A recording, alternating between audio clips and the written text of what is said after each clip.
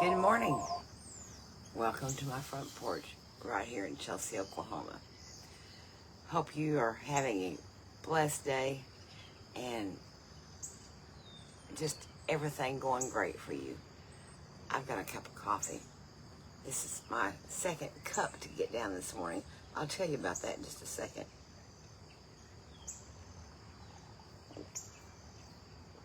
It appears I have a shadow.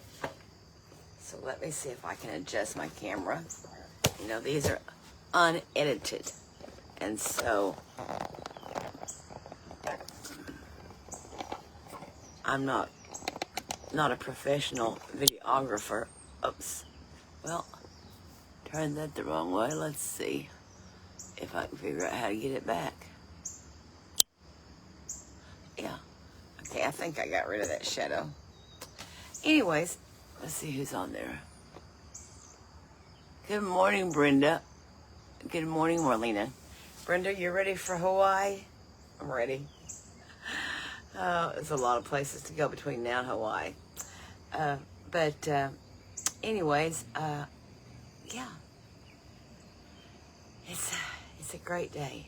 It's a great day living for the Lord. And I've got, tell you, the Lord just keeps enlarging my borders, and I'm just so excited about it. New places to go and new travels. And if you followed me on my journeys this last weekend, I car camped. I drove up to Willow Springs and surprised my dear friends, Brother Doug and Sister Missy Cornett. And amidst Brother Doug's constant argument, I slept in my car. So comfortable. And I plan on doing a lot more of that. I plan on sleeping in my car a lot. Not because I'm homeless, because that's my little RV. I mean, they wouldn't think anything about it if I had a small RV and I was traveling and sleeping in it. Well, I've turned my car into my small RV. And I just love it. And so when I need to go out and travel, I can sleep in my car comfortably and safe. I try to be just as safe as I would if I was in a van or a small motorhome. And God is good. And it's just been great. It's been great. And so, yeah, I'm here this morning. And on the front porch, it's Taco Tuesday. We are having tacos tonight. So if you want to come and join us, come on. I'll fix you a taco. Or a burrito, whichever you'd rather have, and we'll have sweet fellowship together. I've been reading again. I love one of my favorite books in the Bible is the book of Joshua. I just get excited when I read the book of Joshua. So for the umpteenth time, I'm listening again this week to the book of Joshua, and I want to share with you what's really got me excited the other day as I was listening. I listen all the time that I'm driving. I listen to my Bible app, and it reads to me, and I focus on that. And so in Joshua chapter 3, they're getting ready to go over the Jordan. Or they don't know that. You know, here I've said before, we know what happened. They didn't know what was going to happen. They didn't have the book. They didn't know the end of the story yet. And so when Joshua told them that they were going to, cross over Jordan, I'm sure they looked at him like, you out of your mind. Yes, we know God parted the Red Sea. We saw that happen. But that was Moses. You're Joshua. You're not Moses. Sometimes people question us because we're not, some famous preacher. I know sometimes people question me because I'm nobody. I'm just Jeannie, The Bible speaks about that a prophet's not without honor save his own country. And I'm not a prophet or a prophetess. I don't self-claim any of that. But it is harder to minister in your hometown among your own people because you're just Jeannie, And so sometimes that's the attitude some people have. They don't take you seriously. And I think a lot of the children of Israel had grown up with Joshua, and they didn't take him serious. And so when he began to tell them that we're going to cross over Jordan, I'm sure there were a lot that said, forget that, it's just not going to happen. We saw it with Moses, but you're Joshua. So let's read what it says here, because there's something in here that I really, really want to hone in on today. We'll just begin with chapter 3, verse 1. And Joshua rose early in the morning, and they removed from Shittim and came to Jordan, he and all the children of Israel, and lodged there before they passed over. And it came to pass after 3 days that the officers went through the host, and they were relaying the words of Joshua. I mean, you're looking at 1 million people out there. And so they sent them through. Took them 3 days to get the message all the way through. They commanded the people, saying, when ye see the ark of the covenant of the Lord your God, and the priests bearing it, then ye shall remove from your place and go after it. In other words, this is going to be your sign. When you see the ark moving, then you move. And you follow after it. You don't get ahead of it. You don't try to bypass it. You don't try to get up beside it. That's important. We know that. We've read that before. You don't touch the Ark of the Covenant. But you remove from your place and go after it. Yet there shall be a space between you and it, about 2,000 cubits by measure. Come not near unto it, that ye may know the way by which ye must go. And this is what's really important. He said, for ye have not passed this way before. You've never been here. You're in a new place. We're traveling a road that you've never been on before. And so give some space there. I don't know if you've ever, I'm sure you have, ever followed anybody in a vehicle. You don't ride on their tailgate. You don't get right on their bumper, because if you don't know where they're going, you need to be far enough back that you can see the turn signal. Because then you run on their bumper, you can't see which way they're going. And if they come to a sudden stop, you're going to rear end them.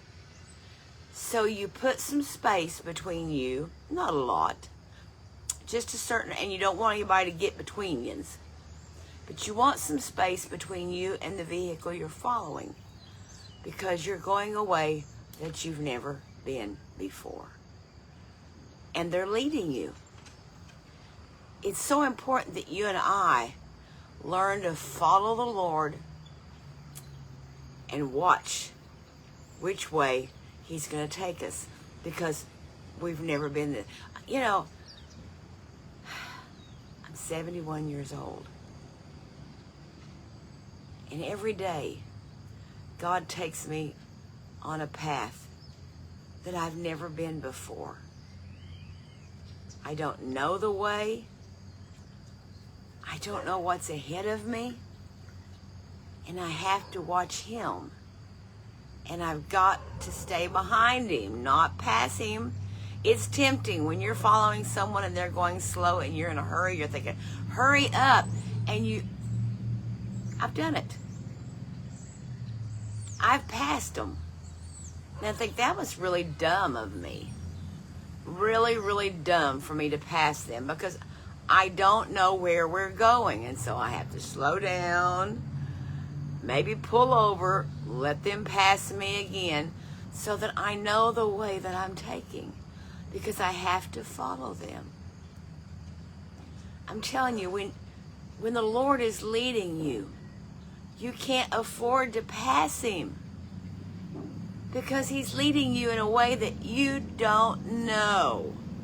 You may think, oh, I got this, Lord. I know where we're going. I can get there. Not smart. Not smart. I just thought of an old chorus we used to sing. My Lord knows the way through the wilderness. And that's all I can remember of it. Something follow. God knows the way. I don't know the way. And so it's imperative that I stay behind him and follow him. So they told the children of Israel, you follow, you don't pass it. And you put some distance between, because you've never passed this way before. And then, I'll skip down a little bit to verse 10. And Joshua said, hereby ye shall know that the living God is among you, and that he will without fail drive out from before you the Canaanites, and the Hittites, and the Hivites, and the Perizzites, and the Girgashites, and the Amorites, and all those Jebusites, and all those sites and sites and sites. And behold, the ark of the covenant of the Lord of all the earth passes over before you into Jordan. Now therefore take you 12 men out of the tribes of Israel, out of every tribe a man. Now listen to what he says here. And it shall come to pass, as soon as the soles of the feet of the priest that bear the ark of the Lord of all the earth, shall rest in the waters of Jordan, that the waters of Jordan shall be cut off from the waters that come down from above, and they shall stand up on a heap. And it came to pass, when the people removed from their tents to pass over Jordan, and the priests bearing the ark of the covenant before the people, and as they bare the ark were come unto Jordan, and the feet of the priest that bare the ark were dipped in the brim of the water, for the Jordan overfloweth all his banks at the time of harvest. That the waters which came down from above stood and rose up on a heap very far from the city of Adam, that is beside Zaratan. And those that came down toward the sea of the plain, even the salt sea failed, and were cut off, and the people passed over right against Jericho. This was different than the Red Sea. God chose a way with the Red Sea that when Moses stretched forth his rod, the waters parted and the land dried up. I will give way to that for just a second.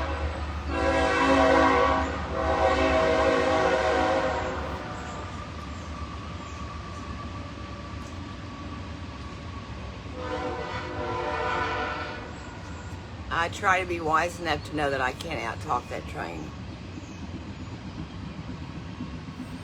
So that's a good time to get a drink. Moses stretched forth his hand, and the waters parted, and they stood up, and God dried the ground up. And then they stepped on it, and they walked across on solid, dry ground. This time, God says, I'm going to try you a little more. It's one thing to walk across on a dry path. But what about if the waters are still there?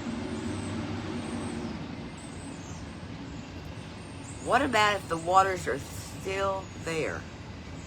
Are you going to walk across it? At this time, there goes the school bus. The water's deep. It's a time of harvest, and the water is overflowing the banks. It's not just a little trickle. And he said, I want to try your faith. I want the priests to put their feet in the water.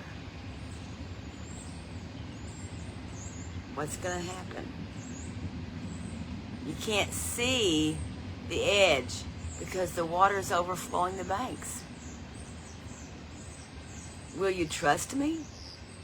You know, it's one thing to say, Lord, I'll walk through the water when I can see the bottom. And sometimes that's the way we feel. Lord, as long as, I can't swim. You know that. I've told you that. I can't swim. But I love to play in the water. And I used to take aerobic classes years ago. Water aerobics. And I'm fine as long as I can touch the bottom. I can see it and I can touch it. But if you were to put me in water that I couldn't see the bottom and I couldn't touch it, ain't gonna happen. Ain't gonna happen. I don't have that kind of faith. I want to see the bottom before I step out in it. And God says, this time, I'm not gonna roll the waters back until the priest put their feet in the water. You know, sometimes God dries the path in front of you and I. And then other times he says, I want you to step in the water. Try me. See what I'll do. And I'm just telling you this morning. If God has told you to step out, don't be afraid of the water. Because God will roll back what needs to be rolled back. It says, and it came to pass when the people removed from their tents to pass over Jordan, and the priest bearing the ark of the covenant before the people, and as they that bear the ark were come unto Jordan, and the feet of the priest that bear the ark were dipped in the brim of the water, for Jordan overfloweth all his banks all the time of harvest, that the waters which came down from above stood and rose up on a heap very far from the city of Adam, that is beside Zeratan. And those that came down toward the sea of the plain, even the salt sea failed, and they were cut off, and the whole people passed over right against Jericho. And the priest that bare the ark of the covenant of the Lord stood firm on dry ground in the midst of Jordan. They came to a place in the middle, and they stood firm, and the people were allowed then to pass them to get on over across the Jordan. Follow the rest of the way now. And as long as the priest stood there, holding that ark in the midst of the Jordan, the water stood back, and they walked across on dry ground. Gives me cold chills this morning, and it's cool out here, but my chills are not from the coolest. My chills are from the fact that if God tells you to step into the water, God's going to dry them up. God's going to make your enemies flee from you. Don't be afraid to step into the water. Don't stand on the bank and say, God, when you dry the waters up, then I'll walk across on dry ground. If God says, step in the water, don't be afraid to step in the water, because God's fixing to show you a miracle. God's fixing to show himself mighty. You know, we stand on the edge of the river waiting for God to do something. That God's waiting on you and I so he can show us something great. You know, the Bible talks in some places about people seeking a sign. And they want a sign. Give us a sign. Well, sometimes the sign is you just got to step in the water. You got to just obey God. That's the sign. Step in the water and see what God will do. God doesn't always roll back your troubles. Sometimes God says, step right in the middle of it and watch me. Stand and see what I'll do. The cathedrals used to sing the song. I keep thinking about it. Step into the waters. Way down a little bit deeper. Step in the waters of his love. Oh, step into the waters. Way down a little bit deeper. Come join angels singing praises to the Lamb of God. Sometimes God doesn't roll the waters back and make dry ground for you to walk across on. Sometimes God says, try me. Step into the water. Wow. Is Larry on here? That'll preach, Larry. Take it and go with it, brother. Sometimes God is waiting on you and I to trust him enough to step in the water and see what he will do. Now, I don't advise stepping in the water if God hasn't spoke to you to do it, because you might drown. I would. But if God has spoken and says, go, you know, I just have, as of lately, I've been rehashing and retelling to a lot of people the story of when I was 17 and the Lord spoke to me to go to Alabama. I left Joplin, a 17-year-old girl, in a run-down car that used oil and had 4 slick tires and virtually no money to make a trip 900 miles. But I knew in my heart, if God had ever spoke anything to me, to this day I knew God said, go. And if I had waited for a good vehicle, if I had waited for money, if I'd waited for a new set of tires, I'd have never went. Because God was saying, you go and I'll take care of the rest of it.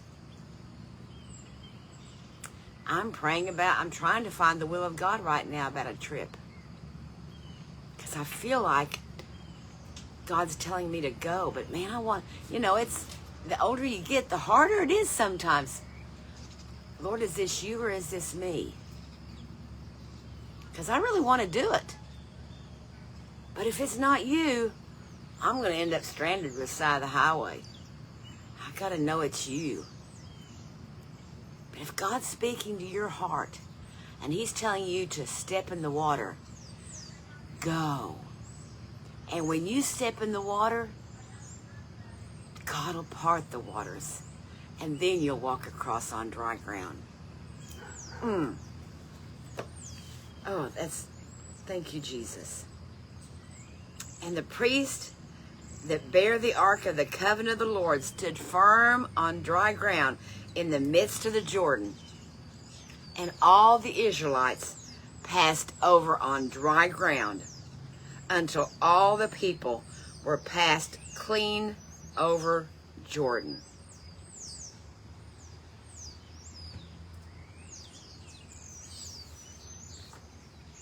Don't be afraid to step in the water. That's as far as I'm going to go today. And Thursday we're going to talk about what happened after they passed over. What God told them to do next. The Lord willing. But today, I just need to leave you with this message. Don't be afraid to step in the water.